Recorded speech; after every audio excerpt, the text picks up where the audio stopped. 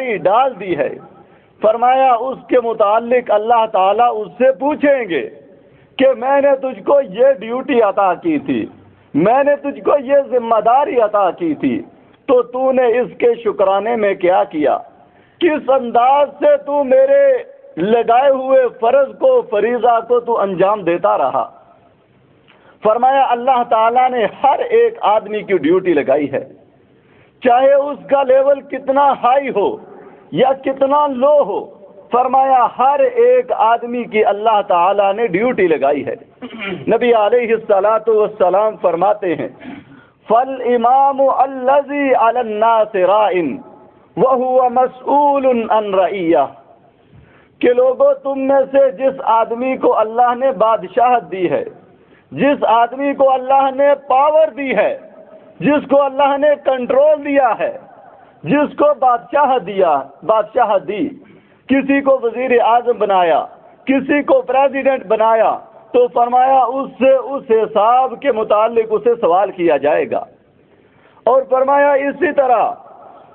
وہ انسان وَالرَّجُلُ عَلَىٰ أَهْلِ بَيْتِ جس کو اللہ تعالیٰ نے ذمہ داری دی ایک چھوٹا سا گھرانہ چلانے کی، ایک چھوٹی سی فیملی چلانے کی، وَهُوَ مَسْئُولٌ اس سے اللہ تعالیٰ اس چھوٹی سی فیملی کے بارے میں سوال کریں گے۔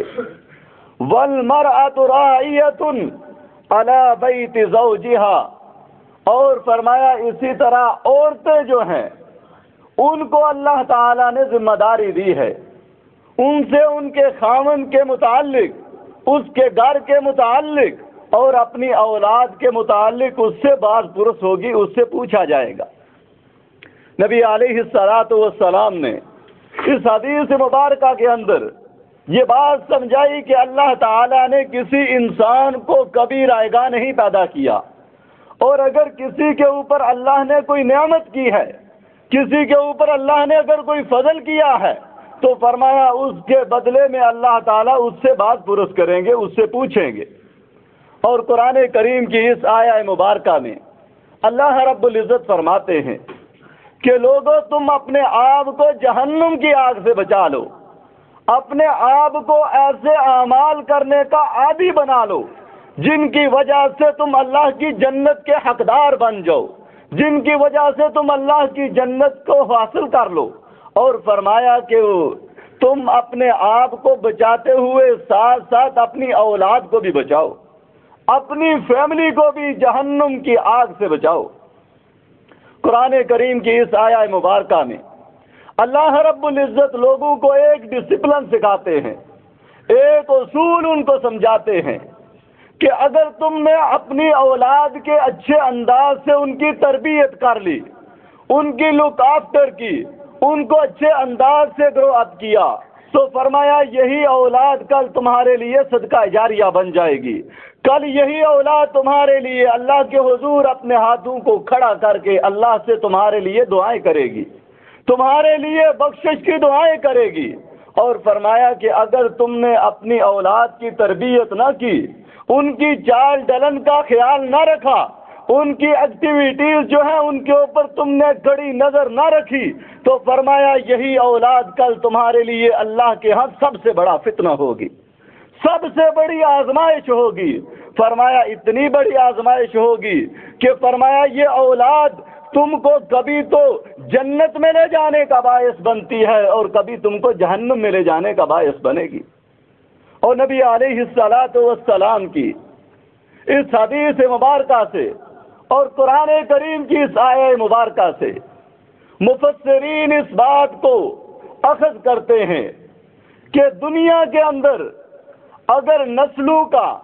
جو آئندہ آنے والی ہوتی ہیں، جو انسان کی آگے والی جنریشن ہوتی ہے، اس کا بگاڑنا اور اس کا سدھارنا اگر کسی پر ڈیپینڈ کرتا ہے تو وہ اس کے والدین پر، اس کے پیرنٹس پر ڈیپینڈ کرتا ہے کہ وہ اس کی پرورش کیسی کرتے ہیں،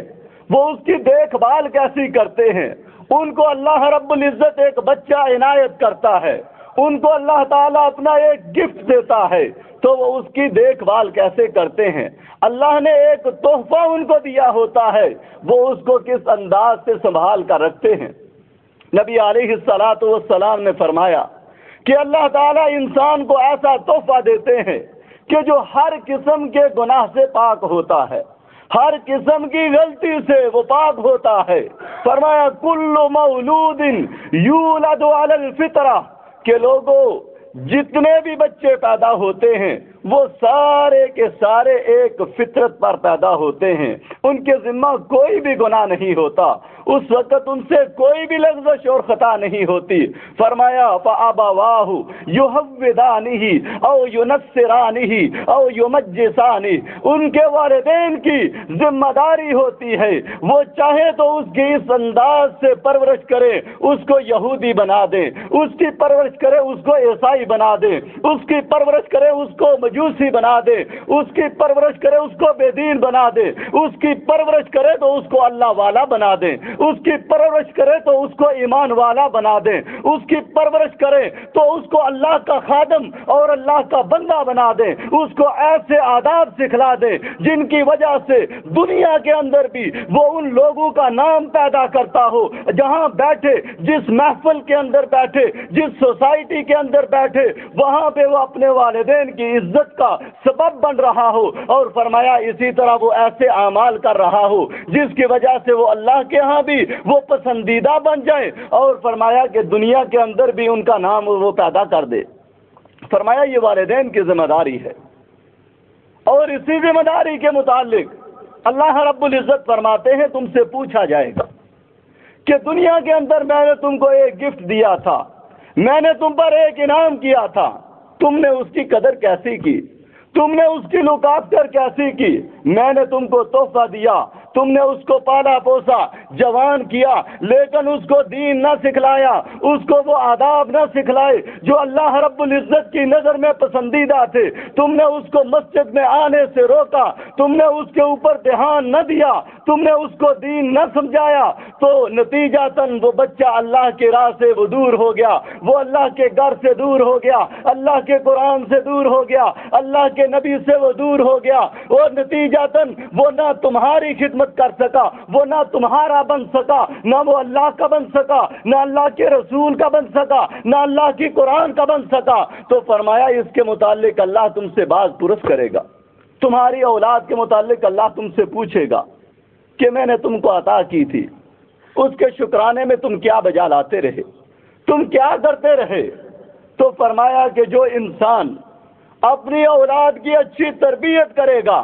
اس کا اللہ رب العزت اجر بھی بہت عظیم رکھتے ہیں۔ نبی علیہ الصلوۃ والسلام فرماتے ہیں آنا میں اور وہ انسان جس کے گھر میں 2 بچے پیدا ہوئے، 2 بیٹیاں پیدا ہوئی، فرمایا تہاتین فی الجنہ، ہم دنیا کے اندر، ہم جس وقت جنت کے اندر جائیں گے ہم کو اللہ ایسا ساتھ نصیب فرمائے گا کہ فرمایا تہاتین فی الجنہ، ہم جنت کے اندر اس طرح اکٹھے ہوں گے جیسے یہ 2 انگلیاں آپس میں ایک دوسرے سے ملی ہوئی ہیں، ان کو کوئی انسان جدا نہیں کر سکتا، اگر ایک کو جدا کرے گا تو ہاتھ جو ہے وہ ناقص ہو جاتا ہے۔ فرمایا اس طرح ہم دونوں جو ہے وہ جنت کے اندر اکٹھے ہوں گے۔ وہ انسان جو اپنی اولاد کی اچھی تربیت کرتا رہا، اپنی اولاد کی ہر بات کے اوپر، ان کی ہر حرکت کے اوپر، ان کی ایکٹیویٹیز کے اوپر جو انسان کڑی نظر رکھتا رہا، جہاں ان کی اصلاح کی ضرورت تھی ان کی اصلاح کرتا رہا، جہاں پہ وہ خامی کرتے تھے اس کی وہ نشاندہی کرتا رہا، ان کو سمجھاتا رہا کہ بیٹا یہ کام اچھا ہے، یہ برا ہے، اس کا یہ فائدہ ہے، اس کا یہ نقصان ہے، یہ کرو گے تو اس سے اللہ خوش ہوگا، یہ کرو گے تو اس سے اللہ ناراض ہوگا، یہ اللہ کی باؤنڈریز ہیں، یہ اللہ کی حدود ہیں، ان سے اللہ راضی ہوگا، ان سے اللہ بھی راضی ہوگا، میں بھی راضی ہوں گا، اور معاشرہ اور سوسائٹی بھی راضی ہوگی۔ نتیجتاً تم اس سوسائٹی میں بھی عزت والے بنو گے، تم ریسپیکٹیبل ہوگے، تم اللہ کے ہاں بھی مقام والے ہوگے۔ فرمایا جو اس انداز سے اپنی اولاد کی تربیت کرتا رہا اس انسان کو اللہ تعالیٰ یہ اجر نصیب فرمائیں گے کہ کل قیامت کے دن وہ نبی علیہ الصلوۃ والسلام کے ساتھ وہ اس طرح ملا ہوا ہوگا کہ جس کے لیے لوگ آرزو کرتے رہے۔ نبی علیہ الصلوۃ والسلام کے صحابی سیدنا انس بن مالک رضی اللہ تعالیٰ عنہ فرماتے ہیں کہ احب الصالحین ولست منہم لعل اللہ ان یرزقنی صلاحا، مجھے معلوم ہے میرے اعمال اعمال اچھے نہیں ہیں، لیکن میں اللہ سے دعا کرتا ہوں کہ کاش مجھ کو بھی اللہ کے انبیاء کا ساتھ مل جائے، کاش